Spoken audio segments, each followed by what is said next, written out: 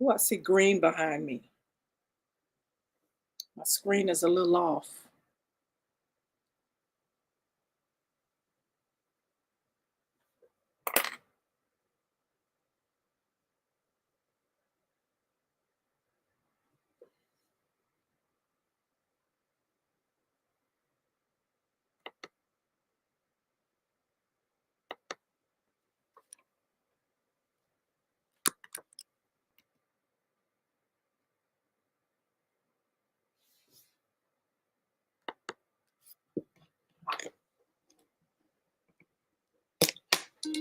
Chris.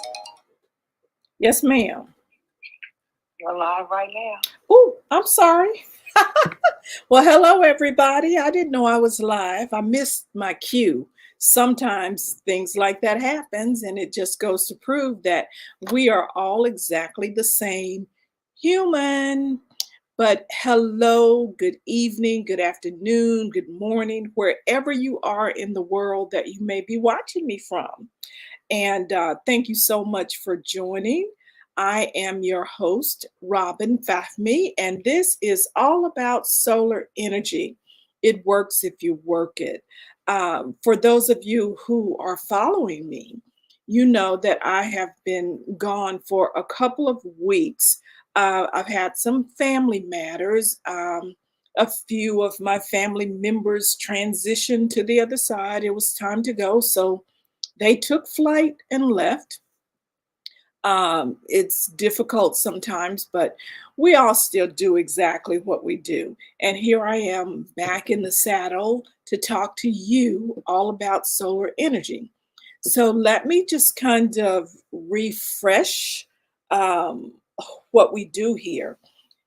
As I said, I am your host, Robin Fahmy, and I love solar energy. I mean, I love it. I love it so much that my experiences with solar pushed pushed me out to actually become an advocate for solar energy. I have solar on my home. It has been excellent for me. It has been a true bill swap. However, a portion of that experience was not the greatest. And that's what started me to really think that homeowners need to really, really, truly understand. Because let me tell you, this solar industry, it's moving fast, really fast. And things are happening and changing all the time. And we, the homeowner, sometimes, most of the time, we are the last ones to know about what's new, what's changed, what's really going on in this industry. But when you really look at who we are in the broader scheme of things, we're the ones that the industry is really depending on because they have to make the sales. You have to have rooftops to put these panels on, and that's all of us. But most cases, or in a lot of cases, homeowners understand to a degree. They understand well enough to say, okay, I'm willing to make this purchase. But it's not until after you've made the purchase that, your brain wheels really start turning and you have more and more questions because now you're actually involved in the process. I mean, you've got skin in the game by this time. And so when that happens and you have questions, sometimes it's too late. And what I mean by too late, you've already made the purchase. Your system has already been financed and it is on your roof. And if you have problems or concerns, then you have to start figuring out how to fix the situations, okay? And so, what I want to do is be the educator for solar energy. I want to be that person who helps homeowners truly understand what solar energy is, what it is not, if it's something that would be good for you. Is your home actually suitable for solar? Is your roof? When I say your home, I'm really talking about your rooftop, because you've got these designer roofs, and they're cut up in 1,000 different ways, and sometimes they look like gingerbread houses and things of that nature. But it's possible that the pitch of your roof may not be quite right. It's possible that you may not have enough roof space because of all the valleys, and the what do you say?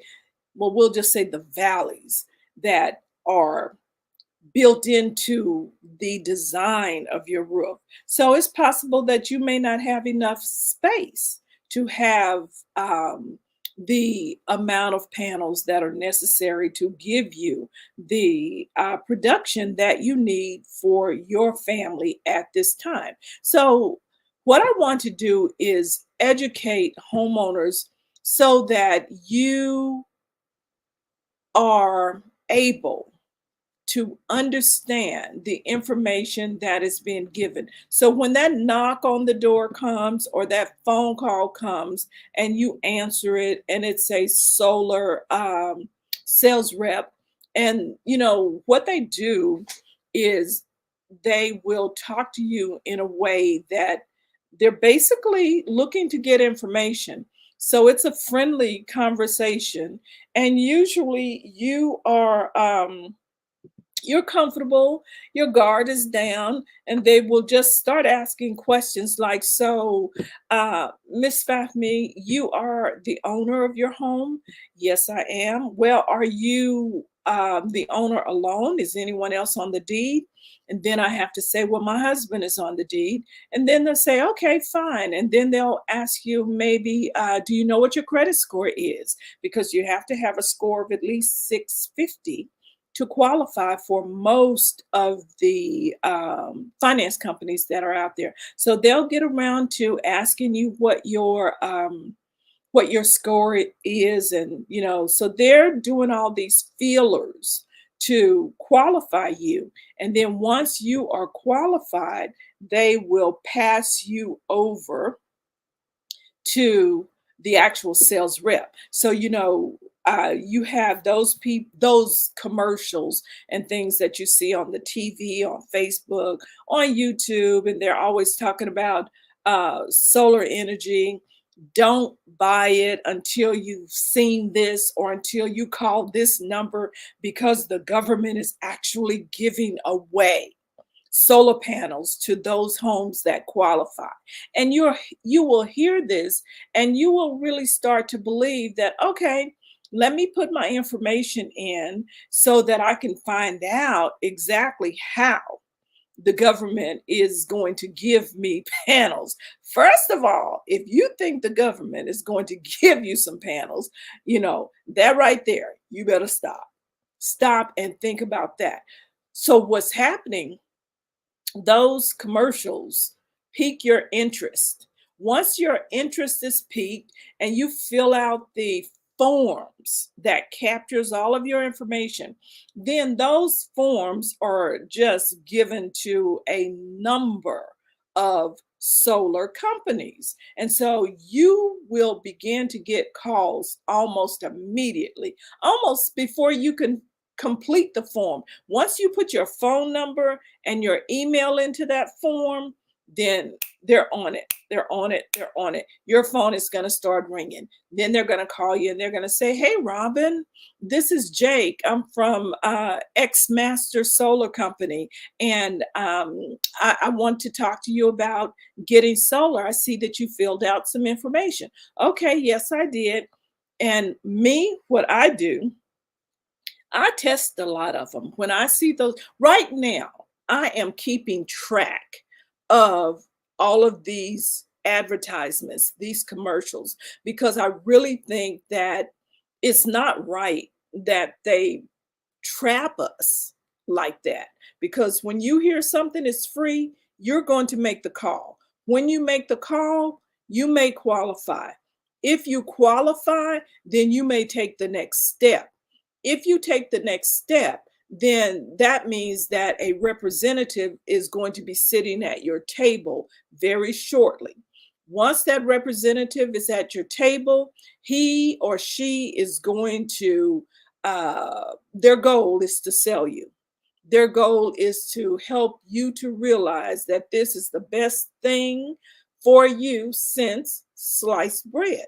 Now, I'm not saying that it's not good for you, but what I'm saying is, you got to understand the game that you're playing. That's all. Just, I want to make sure that you understand it so that if something is off track, you can recognize that it doesn't sound right. If it doesn't sound right, then you know how to language your questions. In other words, I will teach you how to speak their language.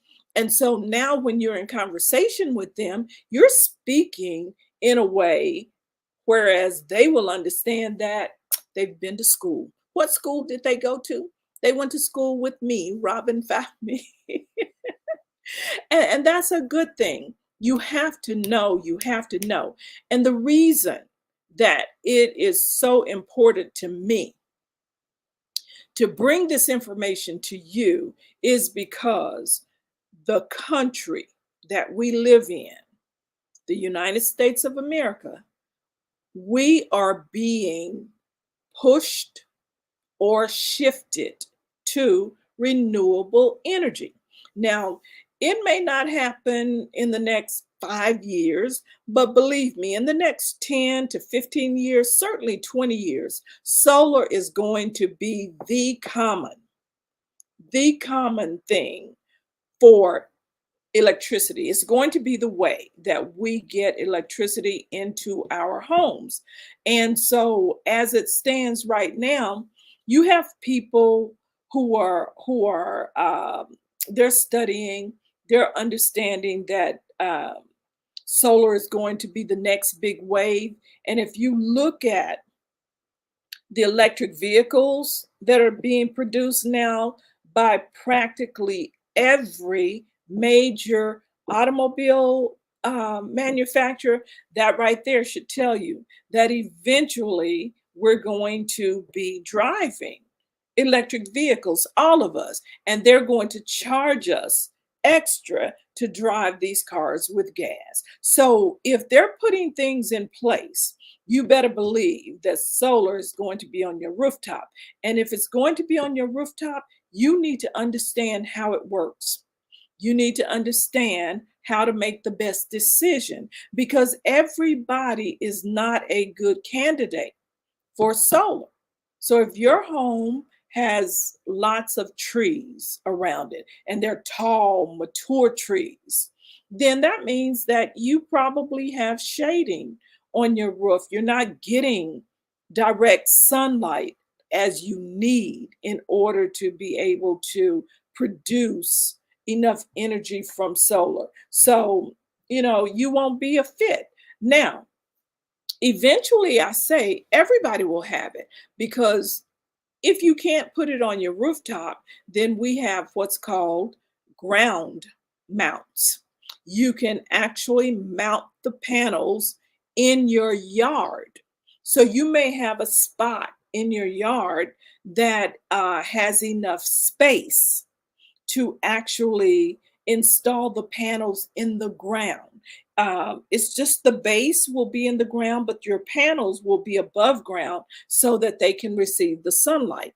And what they'll do then, based on wherever the area is for the ground mount, if that is a long distance from your electrical box that is on the side of your house where your meters and things are, they'll dig a trench.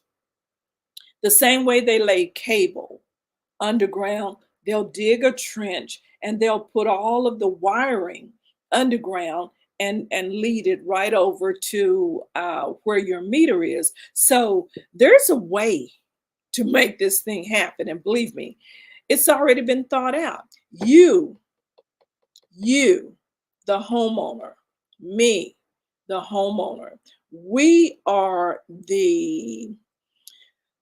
we're the key to it all working out, because I don't know what the statistics are as to how many homes there are in the country or how many homes there are in the area that I live in. But what I do know is that I live in an area where there are several sub areas like Dallas, DeSoto, Duncanville, Lancaster, Red Oak, or Villa. These are places that are within, let's just say, a 50-mile radius.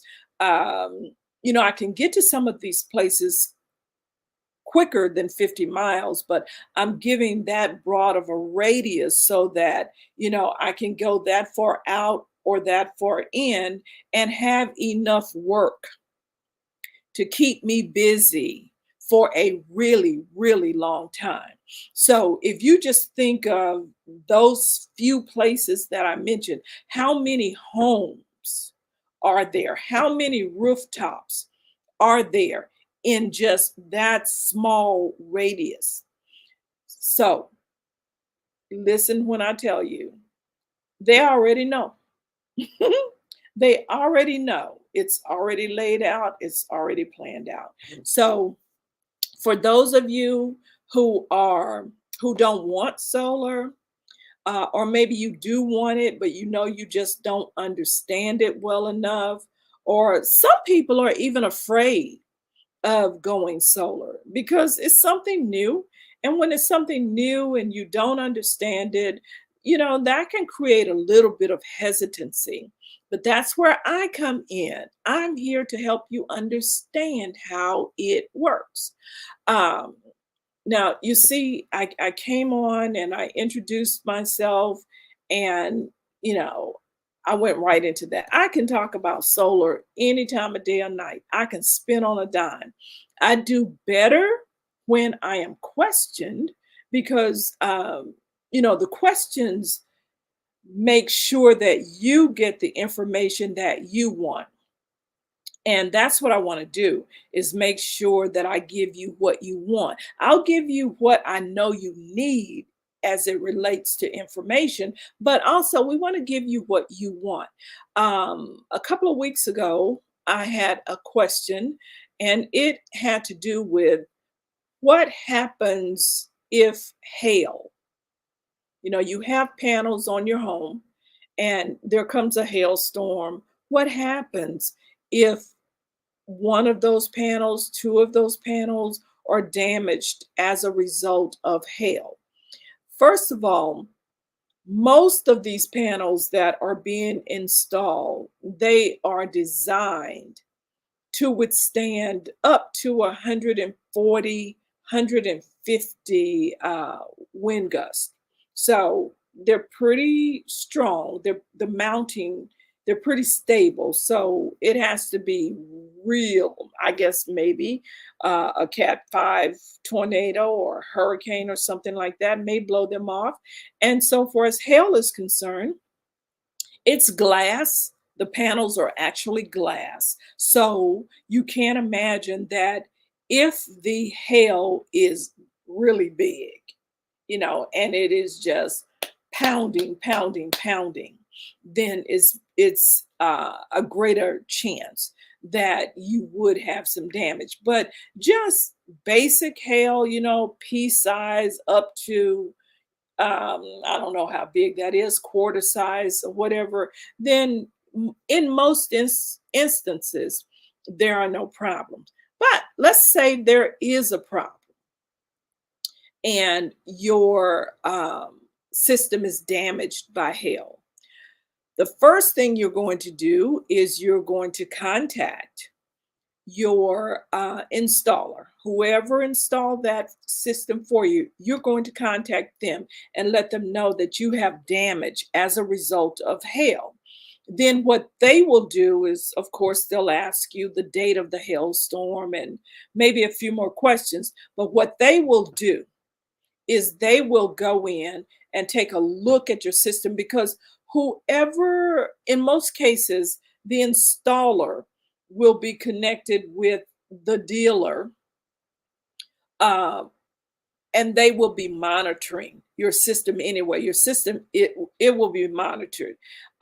You've got Solar Edge is a monitoring aspect when you go solar, and another company called Enphase. Enphase, they make the inverters. Solar Edge, they make the inverters that are inside of the panels. And so they will ask you questions, and then they will pull up your information.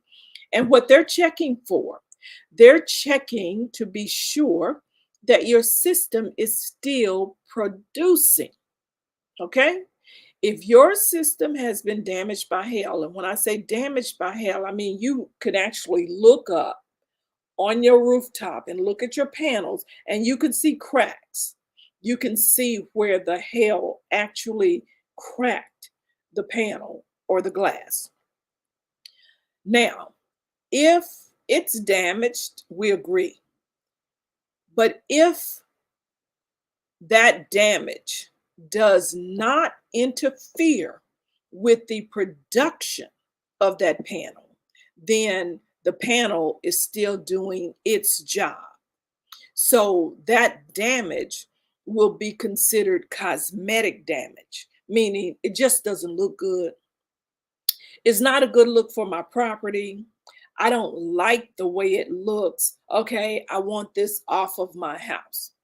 So the warranty, the manufacturer's warranty, probably in most cases is not going to cover that, because the warranty is for production. It is not for cosmetics. So you have to be aware of those things that make a difference. Personally, I have solar on my home. I've had it on my home for 3 years, and I do have a crack in one of my panels, only one. And the reason I know what I'm talking about is because I did the same thing. I called my installer and I'm like, my panel is cracked and whatever. They checked it. It is still producing, and producing quite well. So it's up to me.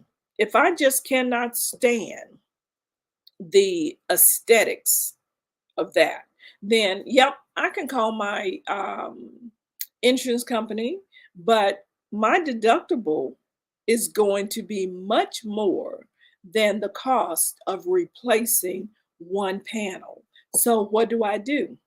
Personally, I live with I live with the cracked panel. Now, my electricity bill last month was 56 cents.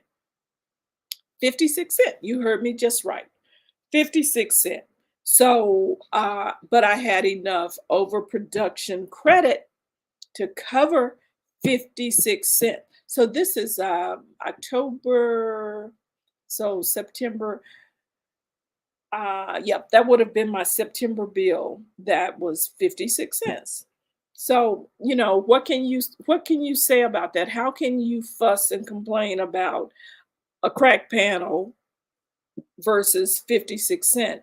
And now I have a credit of like $83. Now, when you're dealing with net metering, your electricity company, and how they're going to pay for your overproduction, about maybe 10 years ago, maybe a little bit longer, when this was new, you would actually get a check for your overproduction. Like my overproduction right now is valued at $83. So I would have gotten a check for that. But they don't actually give you money back anymore. They keep that credit on your account. And if you owe anything, they deduct it from that credit first. And in a lot of cases, that credit is going to cover what needs to be covered. So If you have any questions, please feel free. I see there is one person online listening to me, and that is Doris Graham. Hello to you, and thank you so much for being with me. It's people like you who actually come on and interact with me, and I can see that you're there, and I know you're listening. You make me better, you make me good, and I appreciate that because believe me, I want to make your decision to choose solar. I want to make that whole experience better. I've talked to people who have had door knockers and they've had the phone calls and they've had several conversations about solar, but they didn't pull the trigger. They didn't go all the way through. And that is because they still have some questions. And what I do is make sure that your questions are answered. And then even once your questions are answered, if you decide that you want to go solar, then I can connect you with a reputable, I'm going to say that again, a reputable installer, because you have to vet your installer.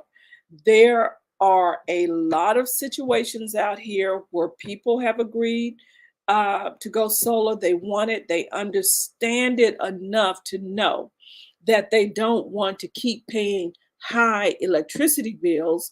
And so they decide to go solar for that reason. Then, when they do go solar, for some reason, the contractor might abandon the job. What happens if he abandons the job? In most cases, the homeowner doesn't know what to do, because if you cannot find the person who is installing your system, where do you go? How do you find him? You might look for him and he's out of business. Or you might look for him and realize that he was never truly in business. You might check for him on the Better Business Bureau. There's no trail, there's no way to follow. So the best thing to do is vet them before you go with them, before you sign paperwork with them. You vet them. And simple things like, okay, who owns the company? All righty, how long have you been in business? Okay, do you do business all over the state of Texas or just in my area?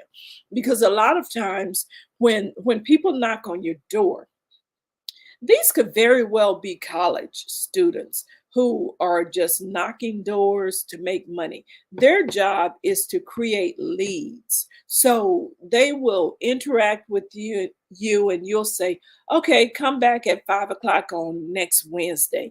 They will take that information, which is called a lead, and they will give it to the salesperson.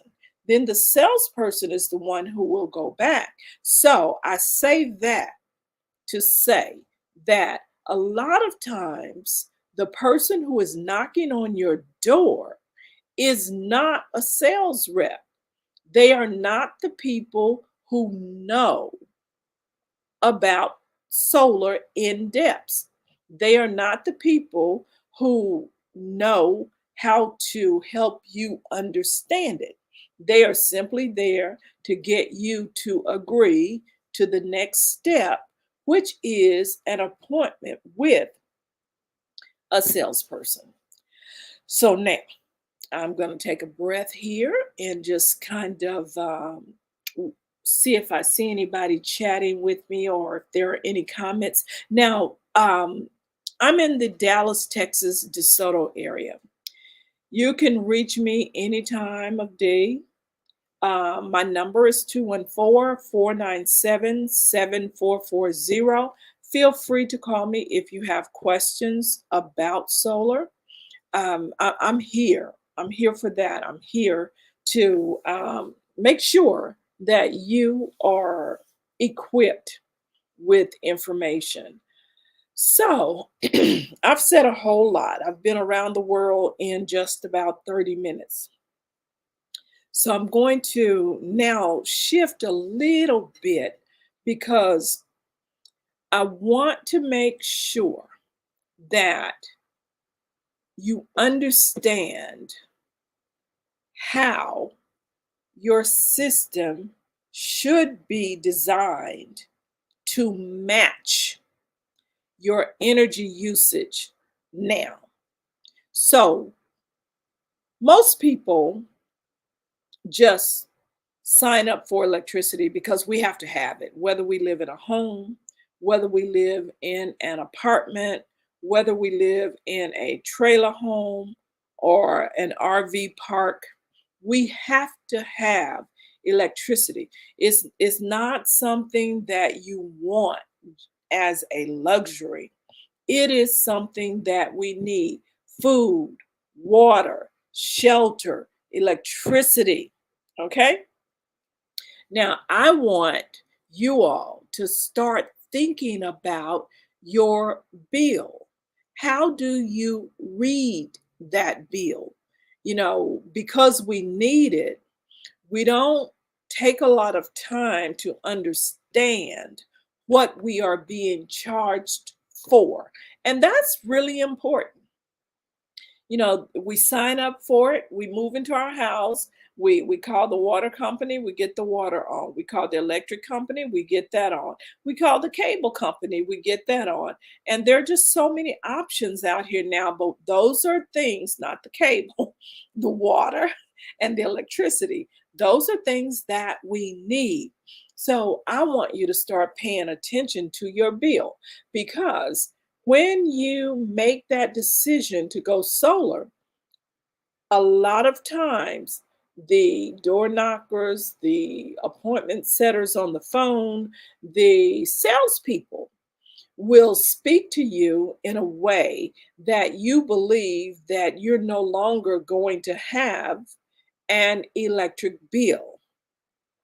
That is not always true. Now, in my case, I have what is considered a true bill swap, which means that when my solar was installed, the custom design of my system was created in such a way that it was guaranteed to match the usage. Okay. So if I use 15,000 or 1,500 kilowatts a month, I've been cycling like that for months without solar. So now I come in and I take a look at your electricity bill, I take a look at your usage, and this is how I know how to design your system, how the engineers know what needs to happen.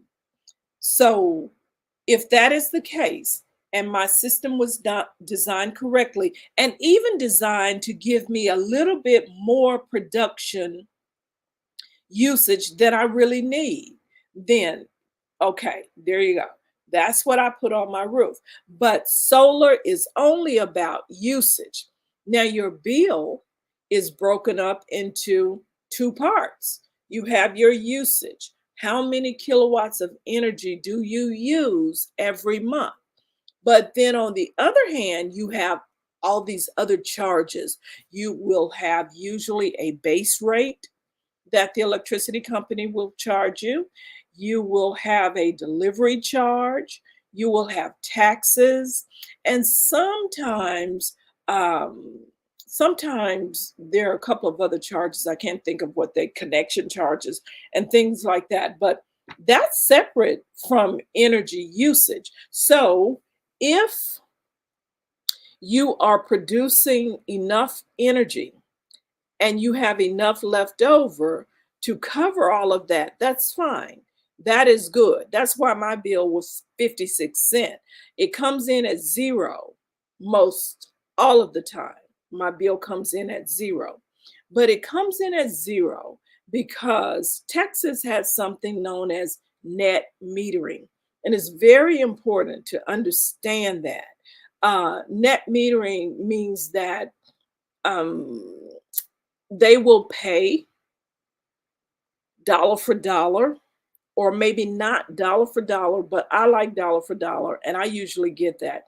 So if I use, let's say, 945 kilowatts this month, and they charge me 10 cent for that, and then they're going to buy it back. If I have enough overproduction, the electricity company will buy back that same 945 at 10 cent.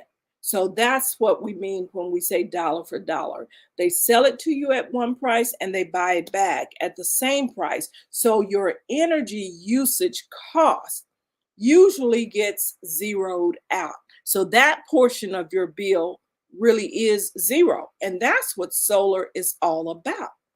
Now, so you may get a bill for $20, $30, or $50. It just depends on your offset and a few other things. But if you get a bill, then it is highly possible that it is not for solar usage, but it is for the other charges like base rate, taxes, delivery charges, and those types of things. So this is why it's important for you to understand what your bill really means and what your bill is really saying to you, so that you're not getting stuck. You're going solar thinking it's going to do one thing, but it's not. Now, listen to this. Um, some companies will buy your overproduction, they'll only pay you 3 cents for it. Now, if you're giving back 975 kilowatts, that would be 975 times 0.033 cent. And that is not any money. That won't cover your bill. So that part of it is up to you. So I want to help you understand that as well. Understand how to read your bill, how to understand net metering, how to understand, net metering in relationship to solar buyback programs. You have to get the most money that you can for your overproduction. And the reason that you have to do that is because when you go solar, when you put the panels on top of your roof, you become an energy production plant, just like any other company, like these commercial companies that we're buying the energy from. You become just like them. So during the day, you are actually using the energy that you are producing because the sun is out, the sun is shining directly on your panels. So you're getting that direct current. And then the panels have inverters inside. That energy gets converted to AC, which is an alternating current. And that's what we use in our homes. We really have to get smart about this because, it is so possible that as renewable energy becomes the thing, as the government begins to transition all of us into renewable energy, we've got to be smart about it. We have got to understand it. So if you have solar on your home, your power plant, and if you have an electric vehicle, you can charge your vehicle at home. You don't have to look for a charging station anywhere, because when we talk to you about going solar, one of the things that we ask is there a possibility that you may consider an electric vehicle, in the very near future? Or is there a possibility that you may at some point have more people living in your house? Because if you've got 3 people living in your house, the amount of energy that you use versus if you've got 8 people in your house, there's going to be a little bit of a variance there. You're going to use a little bit more. So maybe a couple of times a year, that you have relatives that may be staying for longer than a weekend. We need to calculate that in. And when we do that, we'll say, okay, we can offset your usage by 100%, which means that if you're using 1500 kilowatts a month, then we can custom design your system to be sure that it produces 1500 kilowatts a month, and you should balance out. But things happen. Sometimes you need it hotter, sometimes you want it cooler. Sometimes you've got situations where your energy is escaping your home because your windows and doors need to be sealed and those types of things. And if that's the case, we've got to consider all of those things. So maybe we'll say, instead of offsetting you 100%, we will offset you 104% or 105%, which means that during those times when it's triple digit, like we just left this summer, and your bill is subject to be 500, 700, $800 for 2 or 3 months. If you've designed your system so that it is offset more than 100%, then you will probably be safe. But there are so many little variables that if you don't know, then you can feel like maybe it's not worth it, or you bought into it and it's just not doing what you expect it to do.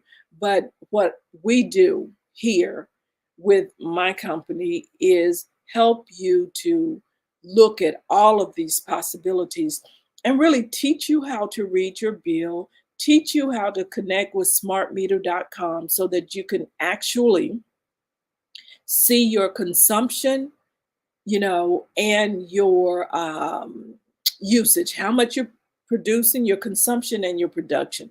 How much are you producing? How much are you using? And you don't even have to go solar to do that. Anybody can connect to their account at smartmeter.com and just look at what is going on in your home.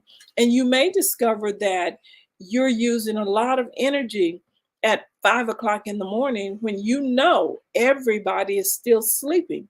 So, why is there so much consumption at 5 a.m.?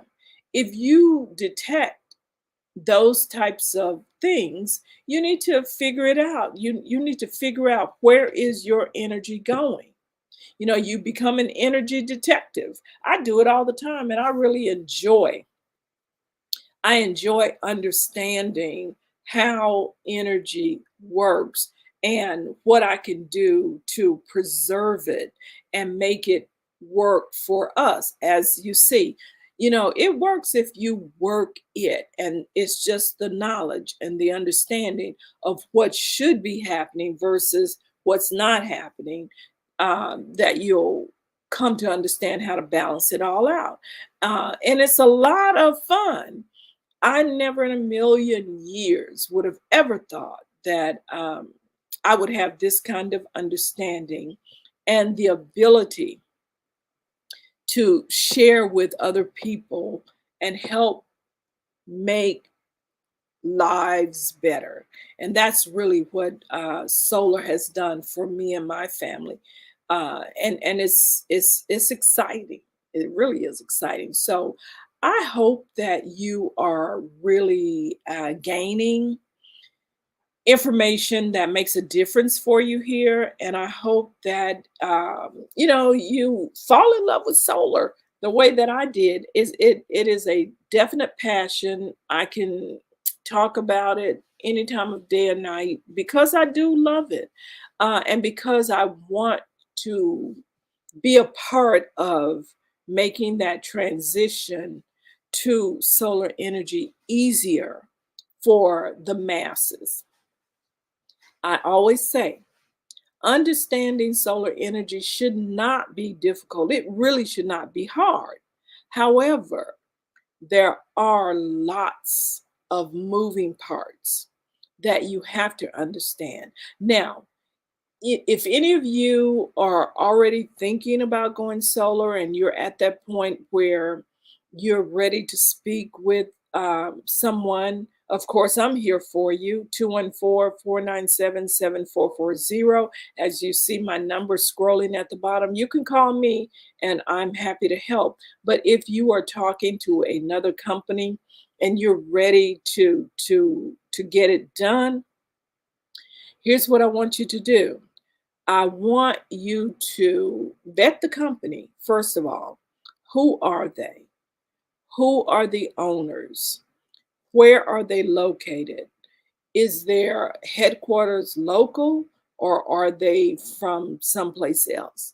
You need to know those things. How long have they been in business?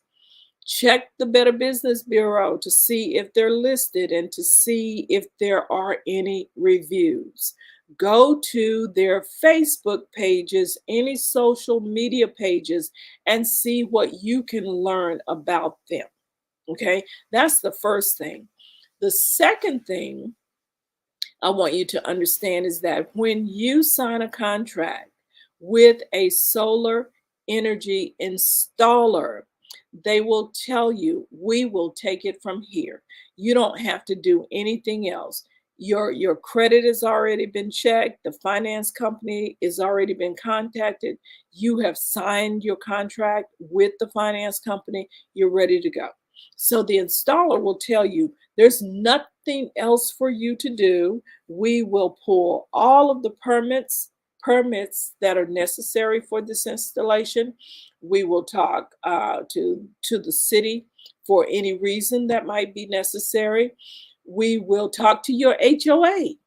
Okay, there is a we'll call it a myth that some HOAs may tell you that you cannot have solar.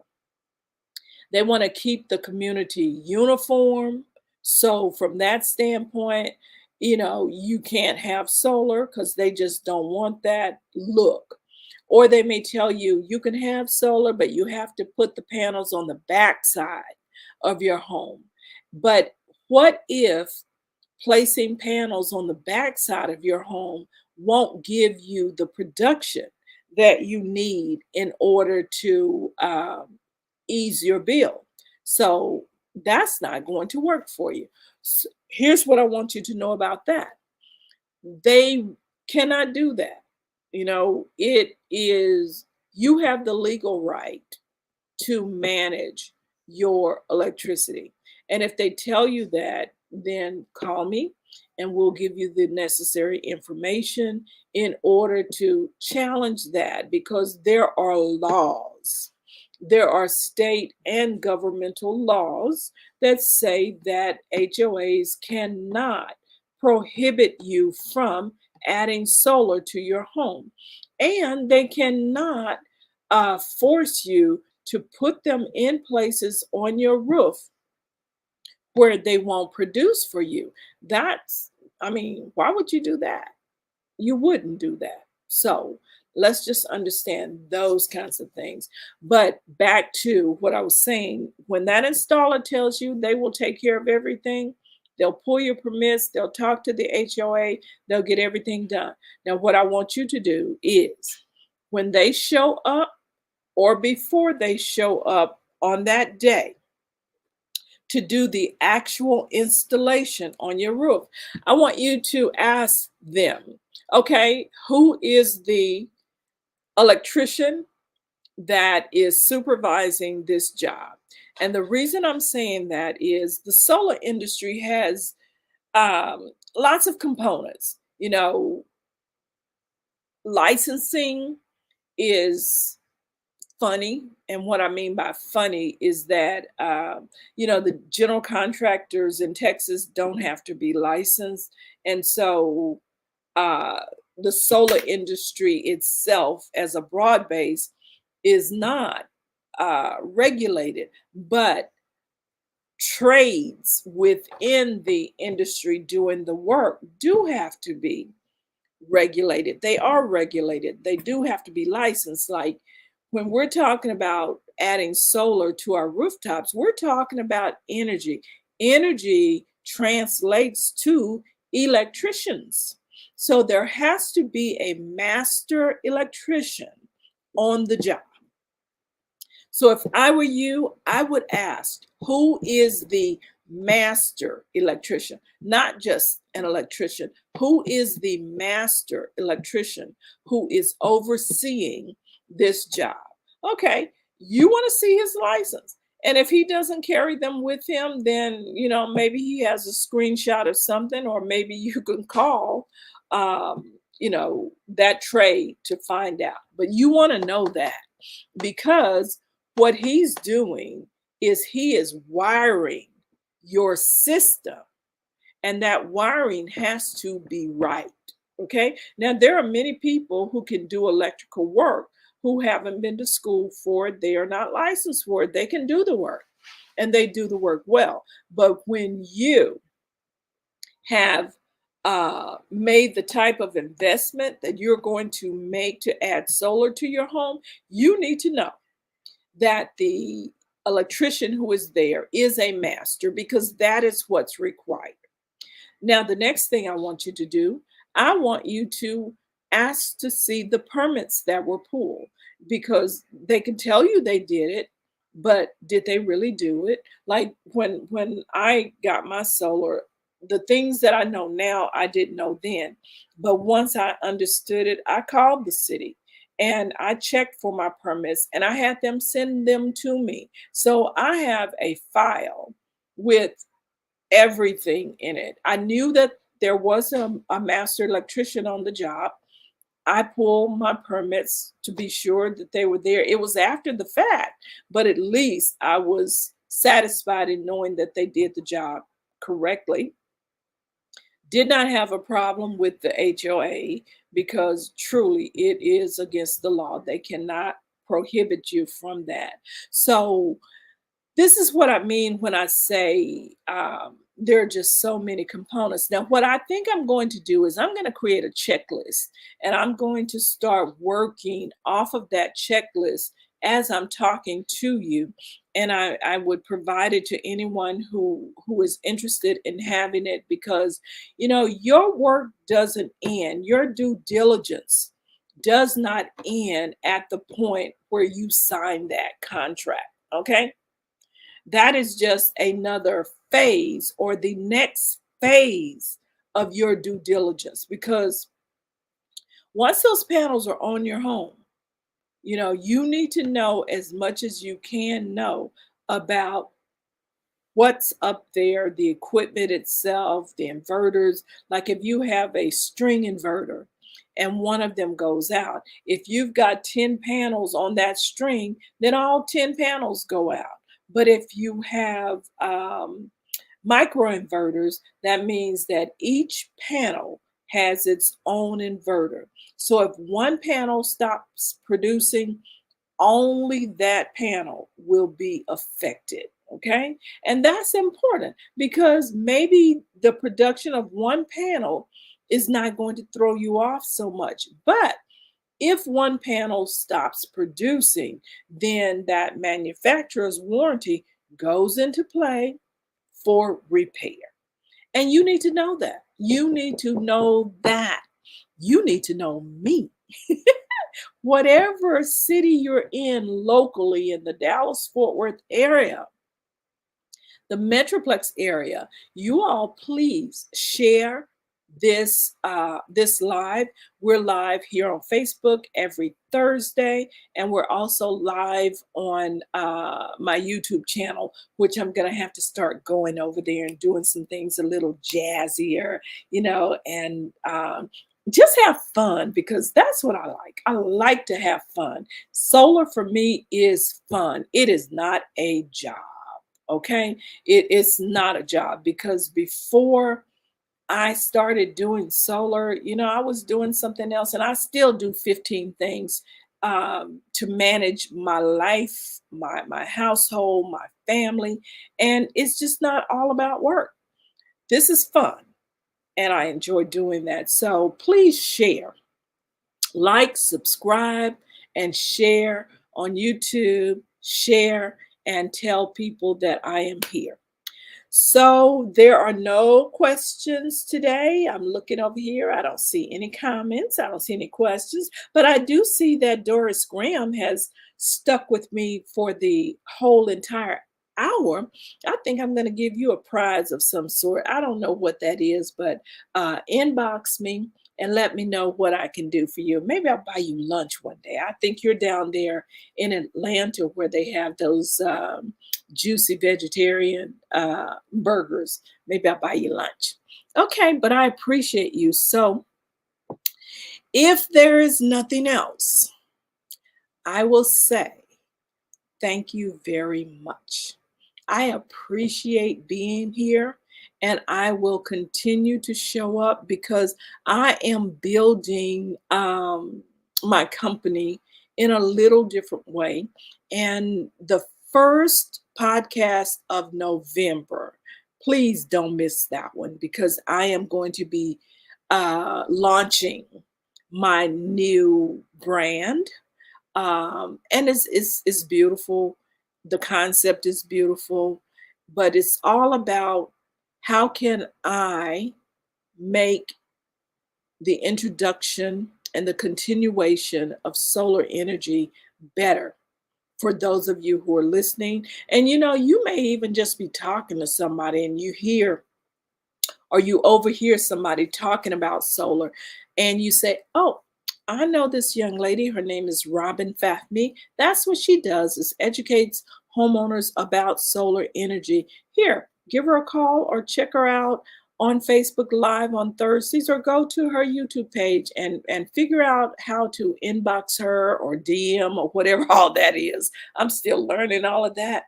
And get with her. She'll help you make it better. It won't be hard. It won't be scary.